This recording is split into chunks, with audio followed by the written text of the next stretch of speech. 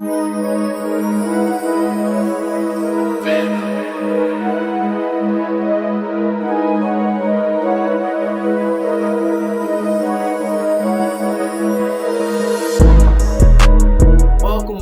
to Bag Talk number 2. If you haven't already, go to the Twitch account. It's 320. And as we all know, screaming is new and exciting to your boy. So I'm learning. I didn't have any audio on Twitch. And yesterday, I actually had the whole Twitch video literally not saved. So I had to record. So thank you for tuning in. The Twitch is down there. Tune in if you can. If not, I'm live on Facebook and IG. Appreciate y'all tuning in. Today we got some great talk going on. I'm gonna stick to 2K2. Learned yesterday if you switch games, it chops up the video. So definitely want to keep it smooth and goes throughout the whole episode without action. And also, one more, I will have the IGTV and YouTube as soon as I can get the forever. And we'll have this episode too. So as always, we'll start off with a prayer and we'll get straight to it. Hop on 2K. I'm going to go online and play a couple people and hopefully get them dubs. So, dear God, thank you for the opportunity to be here, to be a part of something really unique. I pray bless us with the opportunity of communion. I pray, God, that we could be one underneath you and also that we can learn how to help someone else and be generous in this time. And I thank God for giving us the opportunity to talk about some men. So, let's get to it. Looks like we're about 2 minutes for 30 today after watching the Jordan documentary and all looking back at all the 30 for 30s that I watched. So we're going to talk NFL and we're going to talk NBA today. What kind of team I'm playing. So far I've been doing pretty good. They want me to go through tier 2. I've been doing great with the Celtics. I'm going to switch it up today. Pull up my notes. So today, if you haven't also already, you can download the show notes inside of my bio on IG at Carrie Lee Hartley. So you can go to my IG, download the show notes. All you do is just either give me your first name and email, and I can email those notes to you automatically. So we're talking NFL draft. The draft is just over and already started to happen. And this is the fun side of the draft when you start to think about what exactly is the payday. You've been playing all this college ball, high school ball, little league. If you're in literally football, you start off as a little kid. All that time that you've been playing football, you've literally given yourself an opportunity to get paid. So what do you do now? You have to negotiate contracts. Your agent is working hard. As we know, there's different scales that you want to get paid at. So the higher you go in the draft, typically the higher you'll get a signing bonus. Give me 1 second.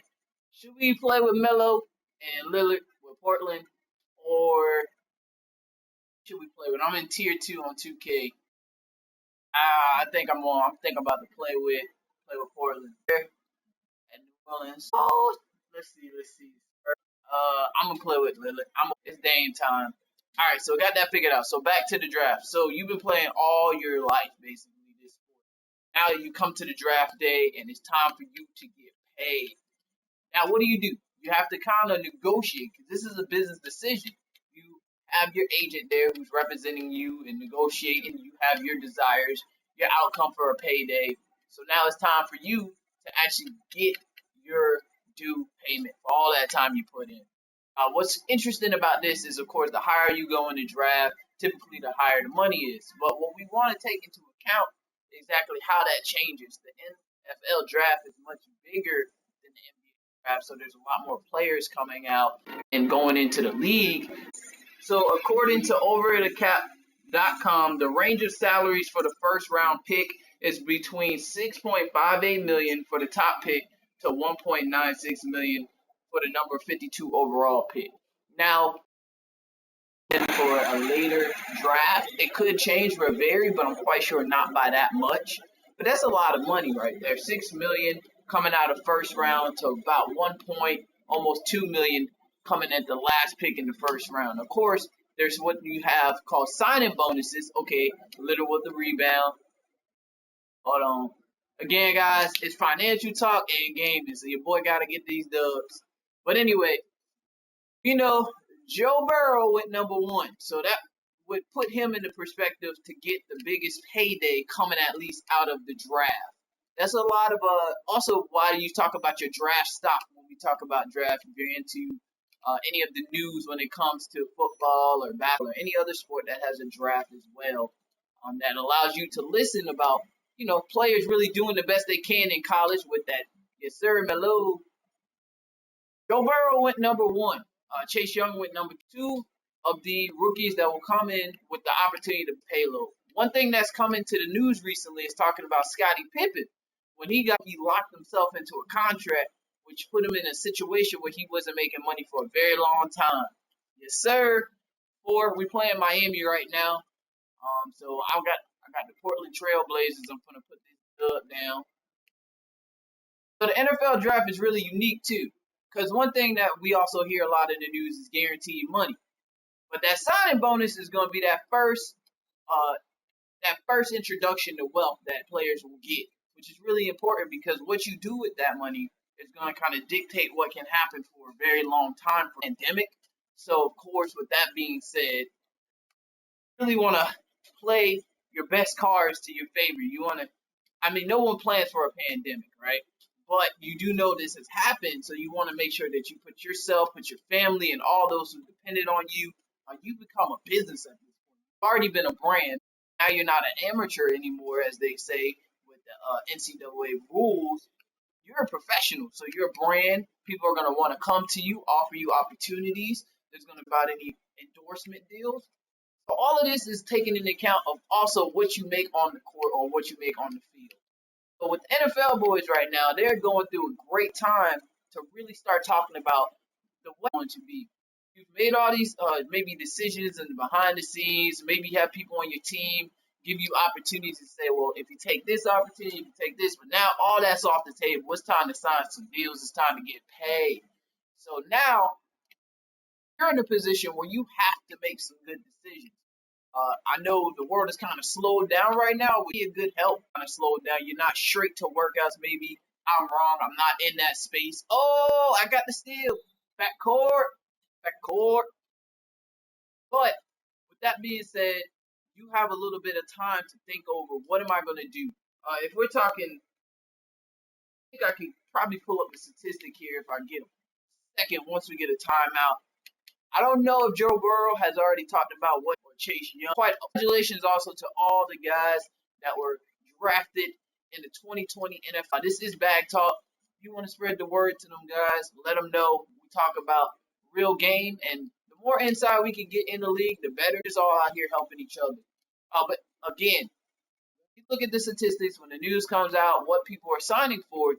One of the biggest things that we want to talk about also, touched on it yesterday, is taxes. Everybody talks about what's on paper, but we never talk about what's going back to the government, which is obviously it's our civil duties to pay taxes. This is earned income. When players go out on the field, players go out on the court, they're literally playing for an earned salary, which means you're getting taxed at a very high rate. I have the statistic here. I believe it's 37% is the tax rate, not to also take into account any state taxes, which is another thing that goes on top of your federal taxes. So for all us W-2, W-9 workers out there, we know that when we get hold on, let's get it. Oh, yes, sir. Put that bucket in. I need to stop double clutching on 2K. It's literally frustrating. 12-5. I swear to y'all, I play better on 2K when I'm talking about business and finances than when I do just focusing. Taxes, they got a free throw. It says here that it's so this was back in top draft pick. Myles Garrett collected $20.3 million signing bonus, which is taxed at the highest 2017 tax rate.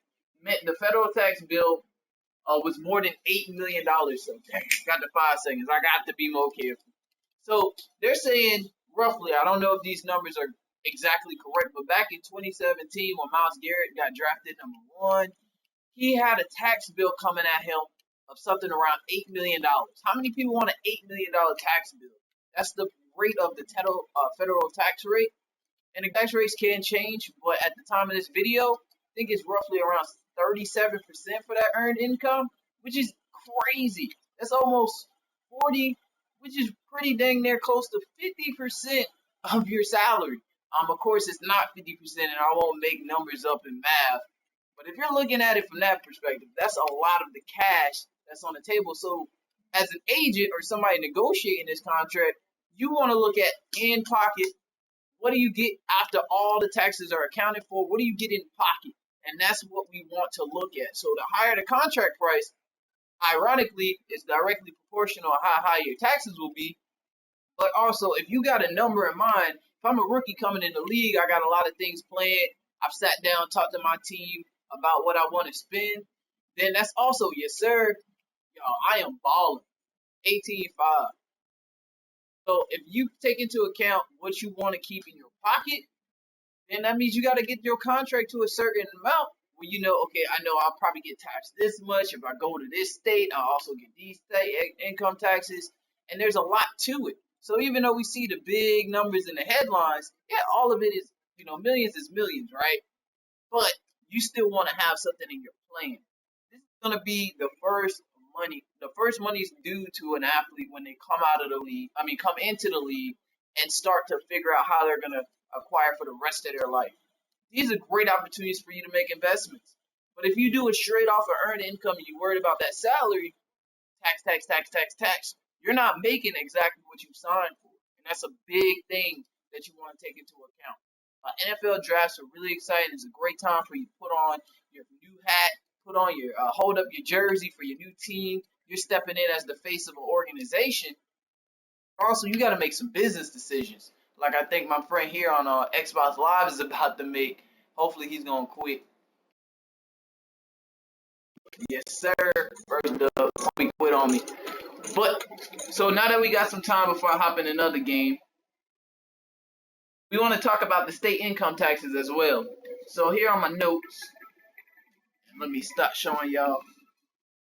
All right, my back. Okay, so state income taxes aren't the only type of income taxes that they also pay. Federal, of course, 37% for a portion of their income that exceeds $518,000. If married, filed jointly, includes $622.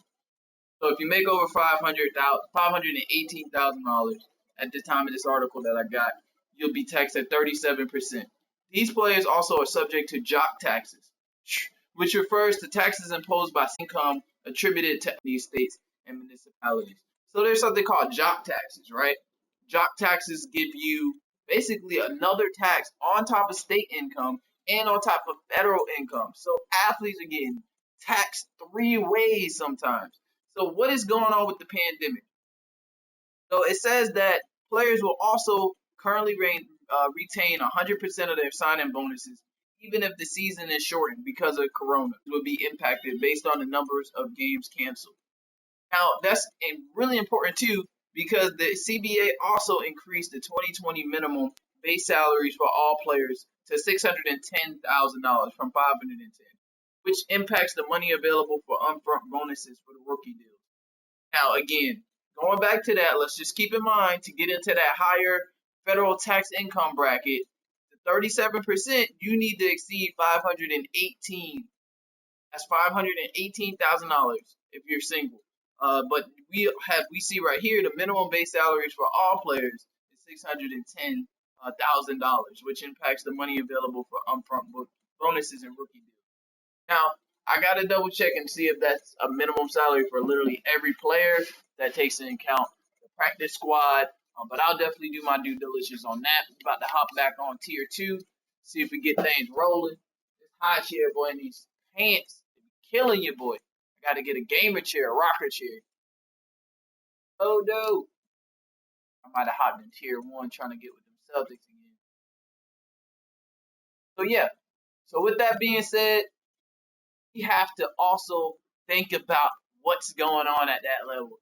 NFL draft is a great time to celebrate, win with our teams. We got to win behind our communities where they're coming out of. Also, that school heritage. It's a business decision. It's literally a business decision to think about becoming an athlete.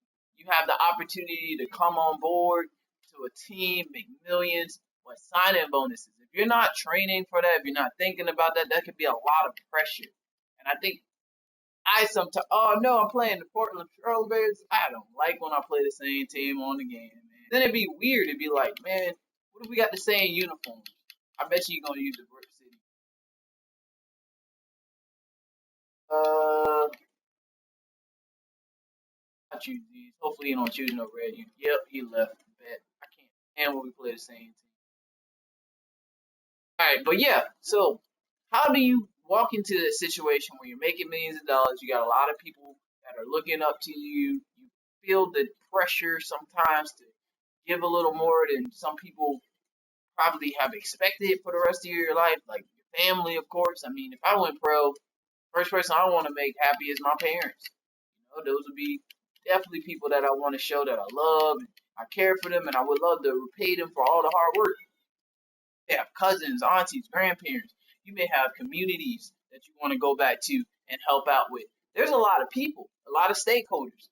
I hate to say it, but not everybody's getting taxed the same way as you. You coming out of the league, walking into three-way taxes in the NFL, job tax, state tax, and federal taxes. That's a lot of taxes. A lot earned income. So what do? You got to offset this. Again, full disclosures, I cannot give legal or professional accounting advice. This is solely for educational purposes as well as entertainment.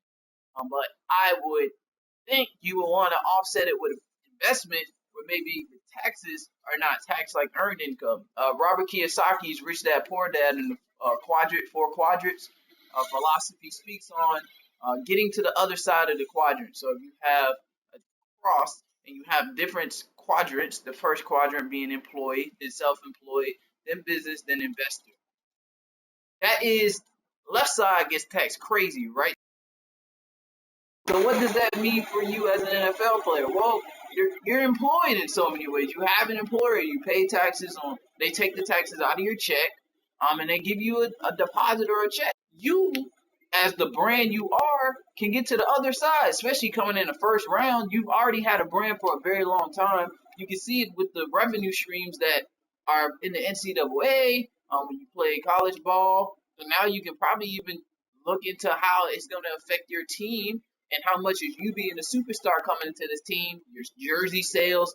I would want to get to the right side and become a business myself. That doesn't take much to file. I'm not too sure if there's any compromise that you're making when you're signing a contract, if there's any clauses. But I mean, for the most part, I'm getting to the B side as fast as possible. There's a great book that I'll probably get once I get to a timeout and show everybody. Oh yeah, Anthony. Oh, shot clock. I'm tripping. It's Lawyer Taxes by Botkin. That's a great one right there that taught me a lot about the deductions you can have as a small business. And a lot of times it doesn't take a lot. Typically, if you have some money to put into a business and you offset it, you become an equity stakeholder in this LLC or incorporation, coming out the league, find someone, or even buy a business with a lot of baby boomers are retiring right now and they don't have a place to put their business. The kids are not looking to go into the business. It's boring. Obviously, internet-based businesses are booming and hot to the millennial and the generation underneath the millennial. So, why did I slow down on a fast break? I'm tripping. This dude about to hoop. But that doesn't mean the business isn't profitable. And if you got family and friends, you coming out the league, I would think the best thing to do, come together. You got the money. They got the effort. They'll manage the business. Don't change much. I mean, definitely take into account. It's like buying real estate. You want to look at all the scenarios. But if you know this business is already making money, the person is looking to retire, you can come in, maybe add a little equity into it, make it run a little bit more efficiently, put the team in place to maybe oversee it, collect the check. And then the deductions that you can have. You can write off some of those things as a deduction. Again, I'm not an accountant, so I can't even give specific advice. But I'm just saying these things exist. Bonus is somewhere around 6 million, 1.8 to 6 million. I mean, how much does it cost to buy a one that I've been looking at is like the car dealerships. They have my boy he took it off. It's 8-2. I'm ran into a dude. He know I'm talking on back talk. It's all good, homie. But anyway, one of the businesses I've been looking into is the power washers. They come to every dealership. It's a lot of pollen in Georgia. It's probably a lot of other things, like exterior things that like interrupt the car's presence. You got a brand new car lot, and you got a ton of pollen come in. They pressure wash the cars. Takes about 30 minutes. Hit about 400 cars, 500, whatever the volume is on the dealership. Clean all the cars off. Go dealership to dealership. I mean, it takes probably a 4-person crew, 5-person. You need a truck, a pressure washer, a water tank, and some rags. You hit every dealership we know how dealerships are. They're probably zoned to be that way. 3 dealerships next to each other all the time. Hit the used, hit the new car dealerships. I don't know. Me and my pops was talking about it. Even if you do like $5 or $10 a car, hit a few dealerships. That's $1 million business, right? Low overhead. You paying 4 people to do all the washing. You got a pressure washer, truck, the maintenance on the truck. You can write off the deduction for any expenses for repairing the truck. Hey, you're washing all the dealership's trucks anyway and call from the dealership. You can buy a used one, or you're washing all the inventory anyway. So if you needed to upgrade a truck, you'll be the first one to know it's there. I mean, right there. If I'm coming out the league, I'm trying to find something simple. Get a little, to me, also get a little real estate. Get something passive. If you want to be an LP on a fund, go for it. Or if you want to also get into buying a portfolio of properties that's already managed and go on and get you a nice little apartment complex that's bringing in cash. Management's been in place. You're in a strong place. I mean, right now you probably can get a deal, but you do have to have some money there to account for everything that you might not be getting due to the pandemic. I mean, that's 2 right there, multi-million-dollar deals with tax deductions. As opposed to me walking right into the league, taking these salaries. Yeah, I'm gonna make that money, but that money also gets taxed maybe 3 ways. So it's like, what can we do to offset that? And I mean, these are simple businesses. Not to mention even maybe doing a little bit of speculative investing and going helping people out with the startups, and maybe you take equity in the business. But we can diversify, and this is all after probably you should already have a plan for retirement. So where are you gonna put it? Are you doing index funds? At this point, you probably won't be able to do Roth IRAs, but you can definitely still invest in mutual funds or other things that give you solid returns just to get your nest egg. Then, since you're making so much, you're probably your expenses are going to go up, your cost of living every month. So it still gives you an opportunity to find other things to bring you in the returns you're looking for, while making also kind of meeting those needs for your family. I am terrible right now. It's 14-2, 14-2, but it's all good. We won't give up. We won't give up. We won't give up. Memphis putting that beating down on me. Let's time out real quick, first quarter. So let's recap so that we're talking. So we talked about the NFL draft. Going number 1. I think I have my notes here, draft prospects that went number 1. We got Joe Burrow number 1, Chase Young number 2, Jeff Okufor, and Tua at number 5. So that's the big 5 right there, right? Those are the people right now that's got probably set to get the biggest payday. We already talked about the CBA raising the minimum. Also, on top of all of that, we have the opportunity to know that salaries typically are going to be the ones cut, but they're not really touching the sign-in bonuses, which means you're going to get paid. But that sign-in bonus, what do we learn? That sign-in bonus is going to get taxed right off the bat. Then on top of that, when you do start playing, you're still going to get taxed. So what can you do to offset this? Yeah, we want to, we haven't had this cash in our family, maybe, or personally, haven't had the cash in college. I was an amateur.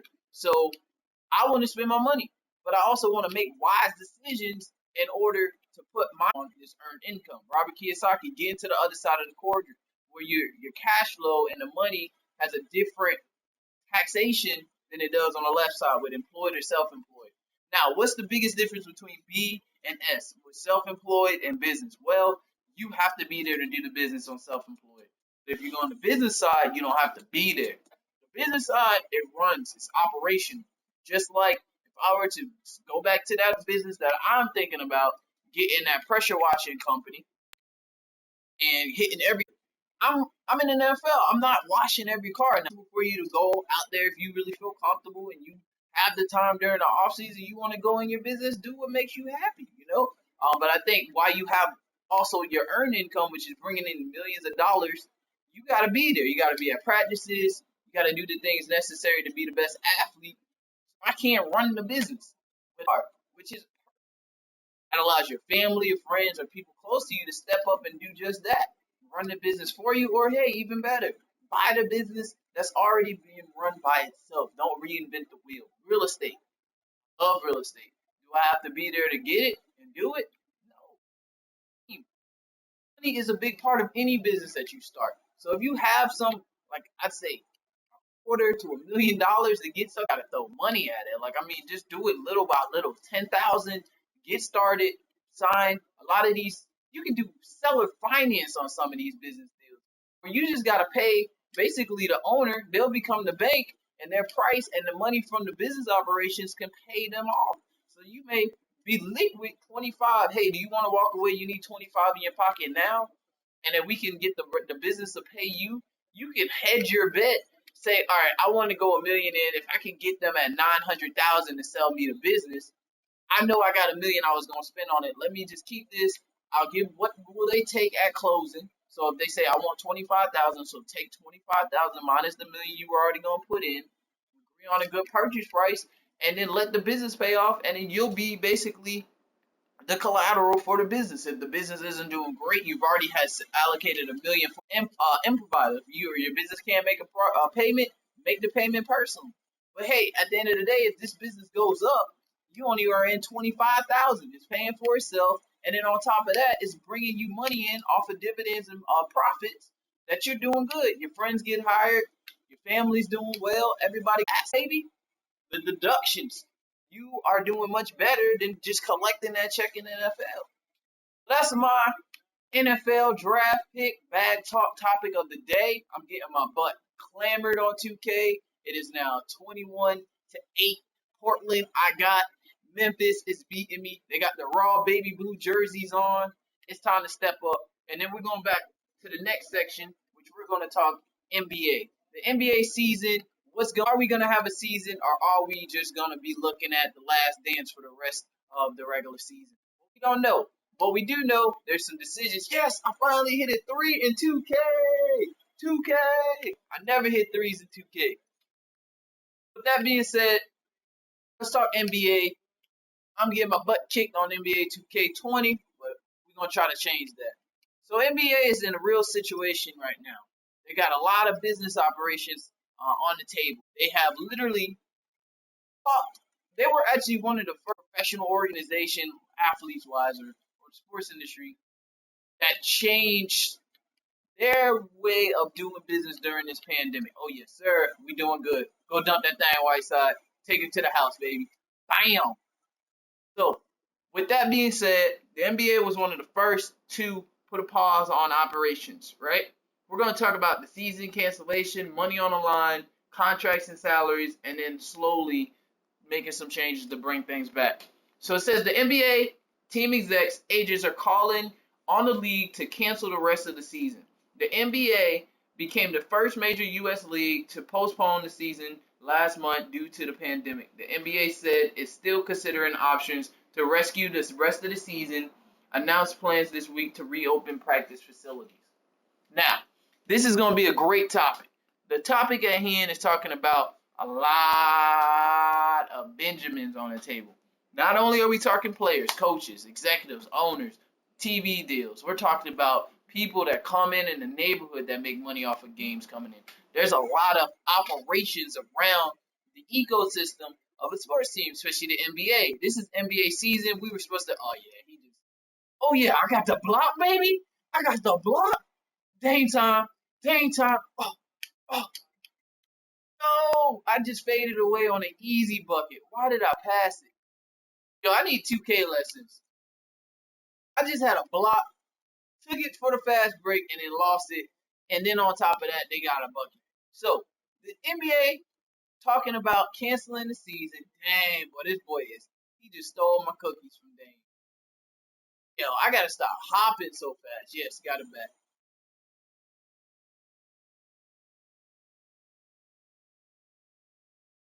Oh, I got blocked. Bro, I'm getting beat. But anyway, so with that being said, What is the NBA to do? They have a lot of people that they probably have to think about. They have a lot of people coming at them.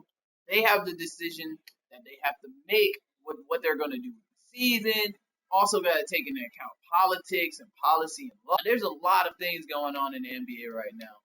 Unfortunately, right now, they are also being pretty creative, money, which is also a great. It was a great conversation because I know right now Trailblazers and CJ McCollum uh, reached out to the Real J's. About 30% of the players in the NBA live paycheck to paycheck. It's not about how much you make; it's about how much you spend. Now, don't get me wrong, making a couple million ain't too bad, in my opinion. Now, of course, the things that you'll probably have availability to because yeah, but if your expenses are super high, it doesn't put you in a situation. If you make a million but spend a million, you're still making $0 at the end of the day, unless you're investing. That's just how finances work at the highest level or at any level, honestly. So with that being said, what is it gonna take for the NBA to make the best decision? So we can start. We can just have a fireside chat while I get my butt dunked on, mellow. I think I should start shooting more threes, man. I feel like all I do is rush it. I do the same thing, double team. Look at the double, mellow open. He's just trying to chat me.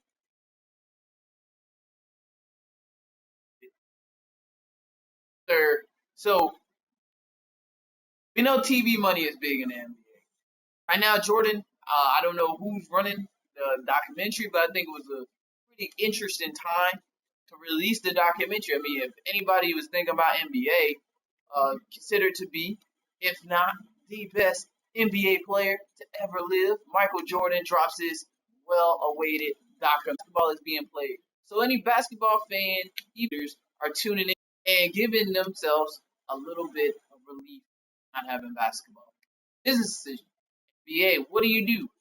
A good friend of mine told me about NASCAR, still doing the same things, not being able to host events and business as normal, giving themselves an easy transition into eNASCAR, where they actually just broadcasted drivers playing against each other on Xbox or PS4 or whatever. So that was really smooth. 2K being the platform for the NBA, you see players playing against each other, maybe even having horse battles via virtual challenges. So just trying to be creative. But at the end of the day, it's also business, right?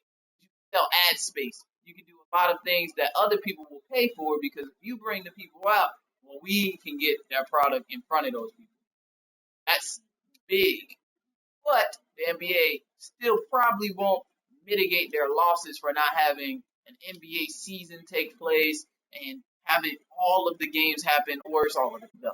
Also, opportunities for them to get recognition on news outlets. Like they're still getting a lot of talking time on different shows, but talking about the game actually, that's money that you're not going to make up immediately through channels that they have in place. And also, doesn't seem like they had a plan in place for something like this, but really, who does? I think NASCAR is traditional that they all use the simulations to train, so they had a lot of technology in place for the play or drivers to actually be able to use that and just creatively transition from the real life track to the virtual track.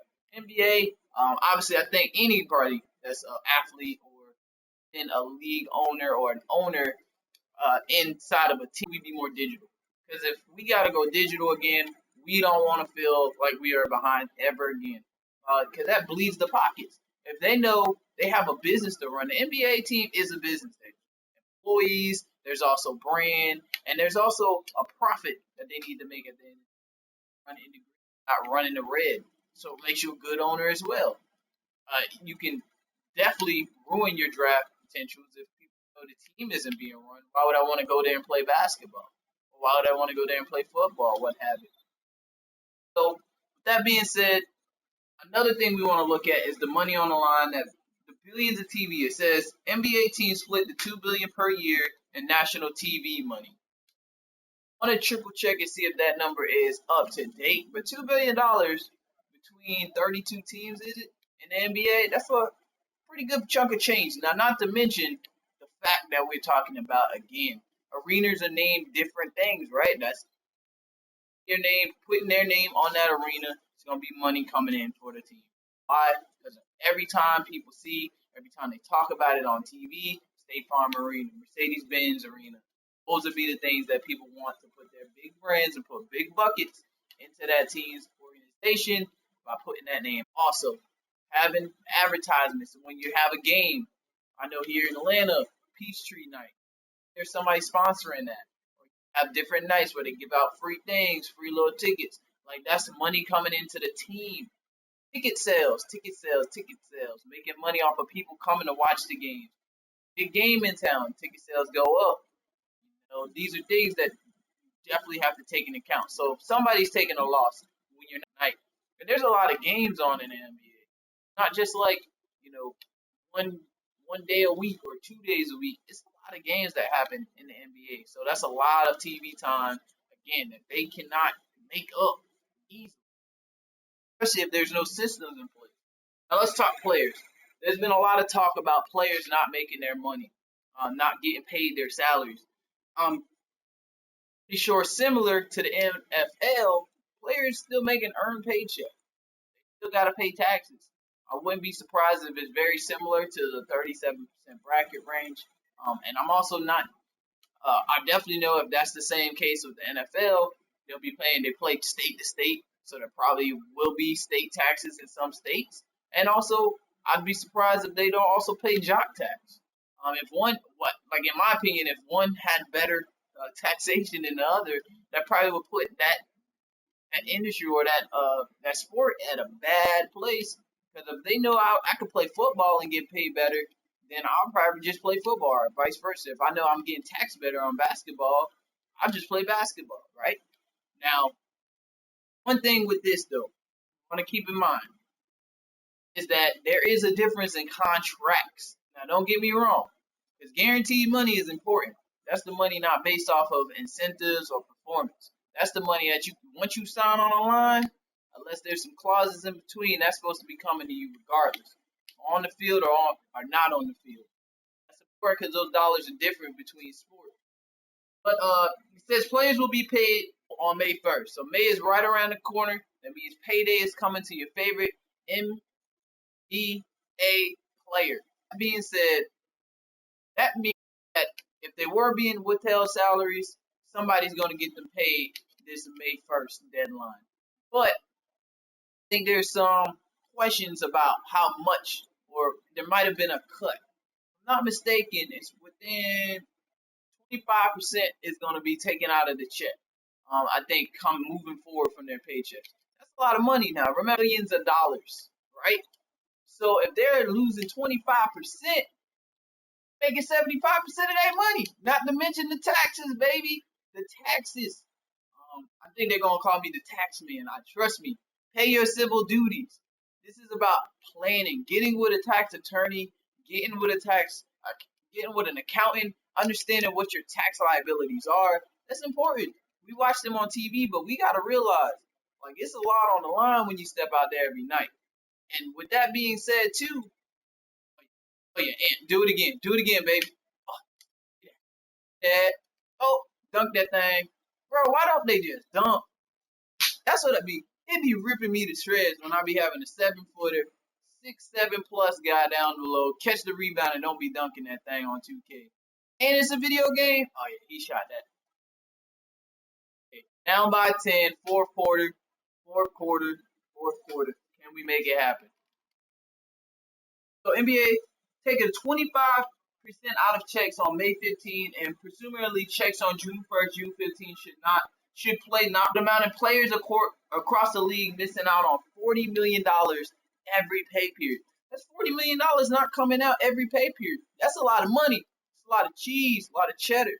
So with the paycheck, I guess the idea is, hey, we're gonna pay you, but we can't pay you in full because we're not making the money. So how can we pay you in full?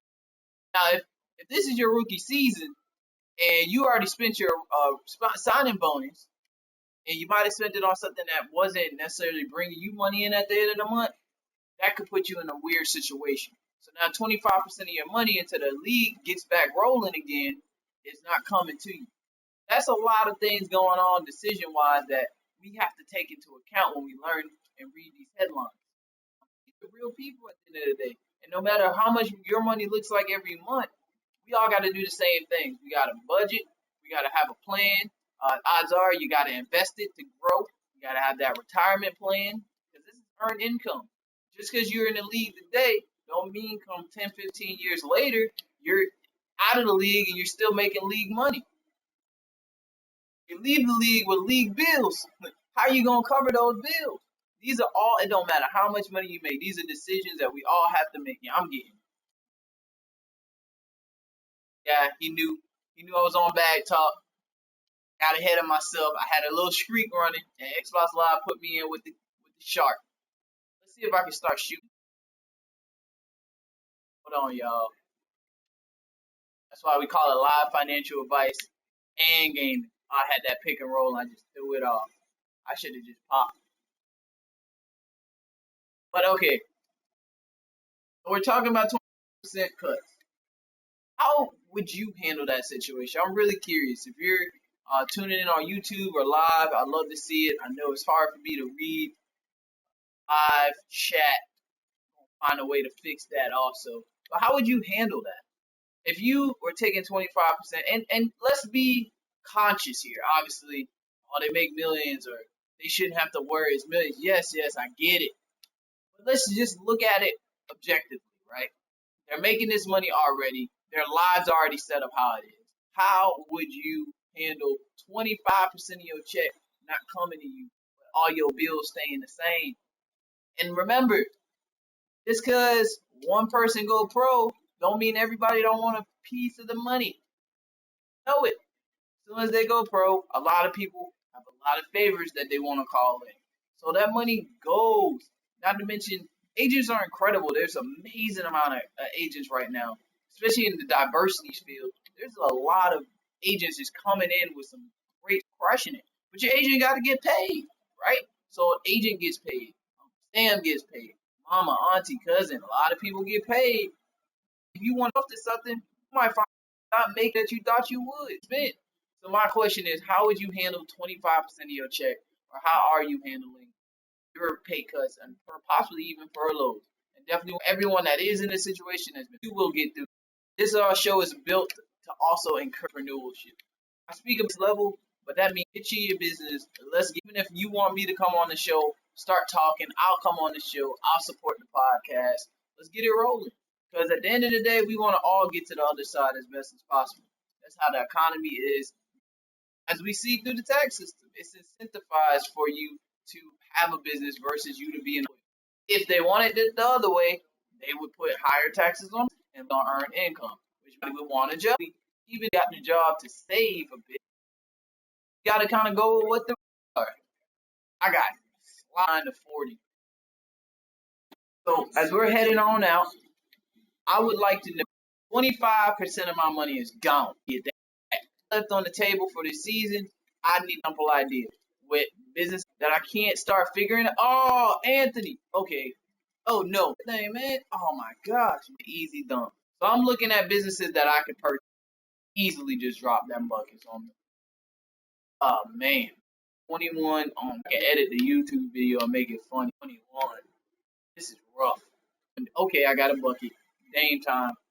But looking to buy this or offset. Then I'm also trying to leverage the best way. I don't want to put too much a crowbar. Like you want to think of it in terms, that means debt. So how much less that I gotta put down versus how much that I will you got a pretty big salary, like the money is no good income.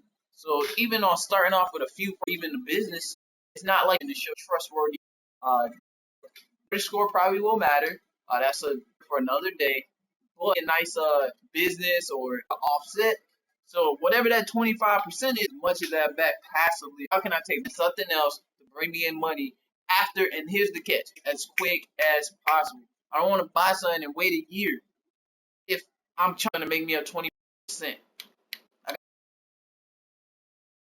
I may just hit the practice because of the footage on the Twitch. So with that being said, 25% back.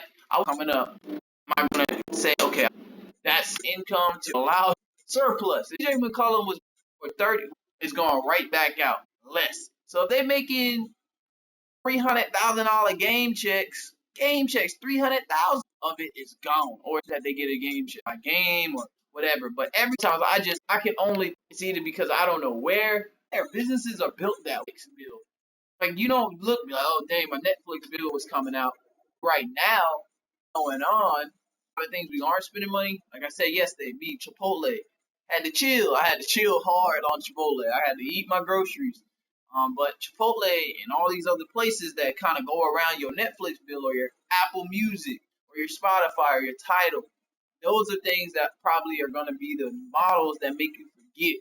Now imagine if you go to the league, you paying for every, or you just yourself, you just got high car notes. Car notes that we talked about yesterday could range between $3,000 and $7,000 a month. Not to mention having a mortgage. A mortgage maybe $10,000 a month. Then on top of that, you gotta think about how much you're spending on. If you got children, you're probably sending them to the top schools. I don't know how the family structure is, but if they have aftercare, all of these things you gotta take into account. Everybody's health insurance. You gotta think about all of those things. Then if you are investing, well, you want to get to the investing, but if you live in paycheck to paycheck, maybe you're not even investing. So when we think about how to make that 20 something percent back, you want to get you to a point where you can breathe. So if you got something you can spend in between, then that's what we need to start talking about. If we can put that somewhere, and it can start small. It can literally start small. You can go out and anything that I'm doing, if I'm playing in a league, I want to know where I want to sign the checks, right? But I don't want to be the only one doing all the work. That's not the case. I want to make sure that I'm the one looking over everything because, hey, at the end of the day, this is your money and this is also your name on the line. Let me see how I can switch. I switch players real quick. If anybody is gonna like look over those things, I want to have final jurisdiction early on, build that trust for sure. So that way, let's go RJ. So that way, dang, did I even make the substitution? That's how you know your boy don't be playing, man, playing Xbox that much. So anyway, I'm looking for something nice that I can buy into. Right now, here's the thing: people need to get out of bad situations.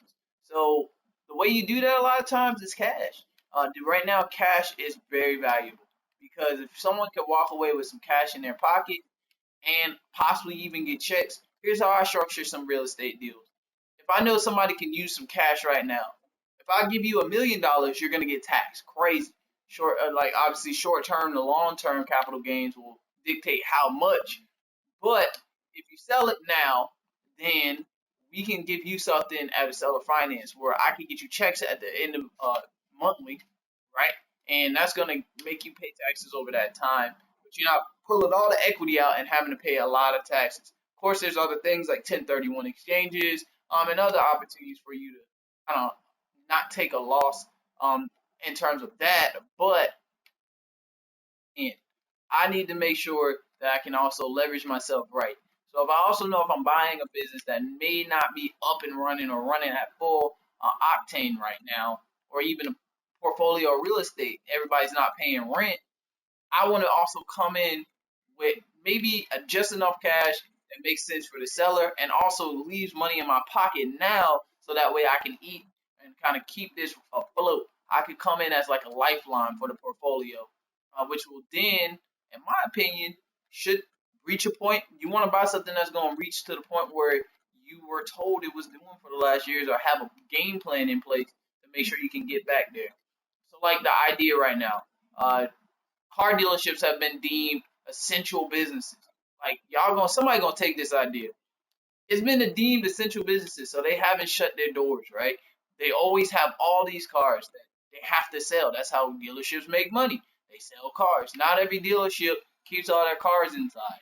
So they have a contractor come by, have the contract, or your company has a contract. They clean all these cars, keep them looking pretty. So while people are still walking in the doors, they bring their car that needs some work, or they bring their car. They're looking for a nice car. They don't want to look at a car that's ugly, right? They want to look at the best and the top of the line cars. So that could be a business you can buy. Don't go on and try to start the business. You're in the NBA. You're in the NFL. You play. You you got a big problem on your hand already. 25% of your money is going to be cut. So what can I do? Well, let me buy a functioning business. Let's start talking. Have somebody on your team, or if you got time right now, start calling a few people. Hey, I'm wondering who your contractor is. And then figure out if you can figure out who that person is, and you buy 4 or 5 of them. I mean, you can be clearing $5 million profit, or maybe even just revenue. I'm not too sure exactly how they will have the contracts worded in terms of the payment structure. Again, that's a reusable business. It's a service that will be provided probably on a weekly basis that will keep checks coming in, low overhead, overhead meaning expenses to keep running the business. I mean, you have a truck, insurance, you have the water that you have to back of the trailer, then you have the pressure washer, you have nice, beautiful rags to wipe them down. Again, it's literally some dealerships don't even make you detail. They literally just make you wash the cars and wipe them down and keep it moving. It's like a 20 to 30 minute job. You have 4 people, 5 people, knock it out and keep it moving, keep it pushing. That business right there. The idea is why would anybody sell something like that? Because the kids are not going to want to do it. The kids typically I'm wanting to be a YouTuber, or I'm wanting to be an influencer. Like these businesses need a place to go, but they're not being passed down. And people that are owning them that need to retire, the only way to retire, and a lot of times they're running the business, they're in the business, it's not outsourced, so they need money. Sometimes you don't make the best decisions as a business owner and keep your money in your pocket or keep it invested. Even it's making good money while you're there, paying yourself a salary, but how do you pay yourself that to retire? In my opinion, I can sell my business, and then sell the financing so I don't take a big tax hit up front, get the money, and then maybe for you got time right now because the business may not be running the best, but it allows you to get the business up and running, pay them out of the cash flow, and then from there, later, maybe if I'm trying to solve any problem, somebody on your team can come with them, speak with them, help them at least, or refer them to a good accountant, help them find a great place to put an investment, or even they could come in as a partner on your real estate deal. That's the world of business in a whole. You could just be as creative as you want to be. So if you're gonna take 25%, I get it. They got to make a business decision, but I got to make some business decisions of mine, and mine is saving my time and also making some good income passive. So to recap, NFL, NBA. While I'm learning how to shoot with RJ Barrett so I can bring these boys out, I'm tired. You wasn't with me shooting in the gym. Just for all y'all out there, I am a Knicks fan. I'm praying every day that we can be Knicks team in my generation to see at least Eastern Conference championship, man. I want y'all to at least take us to the finals one time. But not for real. I'm just supporting the team, man. And like Gary Vee said, man, sometimes you may just want to be the owner one day. So who knows? We're gonna keep good hopes for that. But anyway, back to this recap. NFL draft. We talked about players. Top one, Joe Burrow, Chase Young, all the way down to two at 5, getting those checks, those signing bonuses, or even the first 52, getting a signing bonus somewhere between close to call it roughly $2 to $6 million, right?